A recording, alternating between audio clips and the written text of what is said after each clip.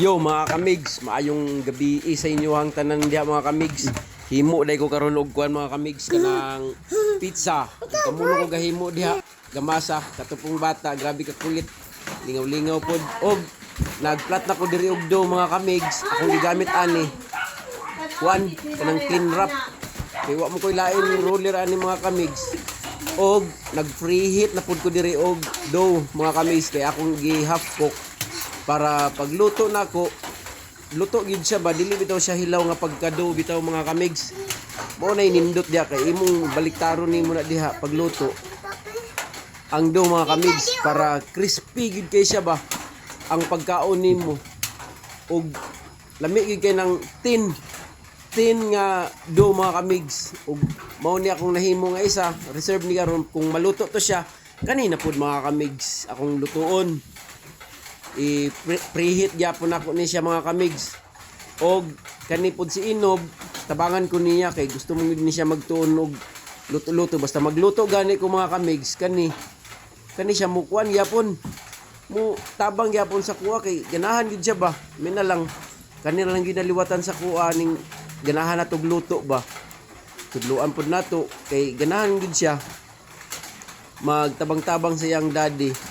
Ug mao na ni siya mga kamigs, grabe ka crispy kay na ba. Para tabang siya. Og nara magluto na. Ketchup lang mga kamigs kay homemade raman ni siya. Ketchup ra tong ibutang. Dugay pa yung gagawas. Shake well lagi before open para dali ra siya mo gawas og kuan. Og atong i-spread out dia mga kamigs. Og gibutangan nato og ham, cheese, og Bombay. Kana daghanon nato kay homemade mastad lami gyud nang kuan gyud. Basta homemade nga pagkaluto, walay magkontrol bisag daghanon gyud ni magbutang mga kamigs ba. Di ba? O kita mga mo ng cheesy gyud kayo mga kamigs. Og nara akong gibutangan pod og kuan tuna nga dilata raman sila mga kamigs. Kani kami gyapon kani mga kamigs. Kung gusto mo magkuan luto lang gud mo. Og nara akong first nga gitak ang kana siya mauna og naluto na mga kamigs. Oh, init-init pa kaayo og nagluto pud ko diri og ham with hotdog. Og gibutangan po na ako og kuan tuna. Overload ni siya mga kamigs.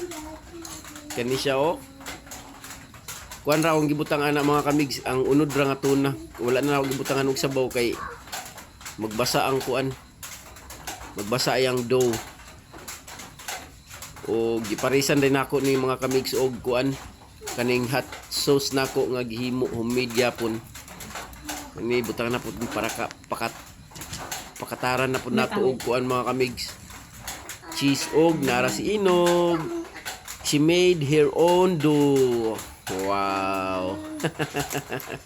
Lingaw kay siya. Nahurot ba niya mga kamigs kay lamian gid kay siya. Oh, thank you.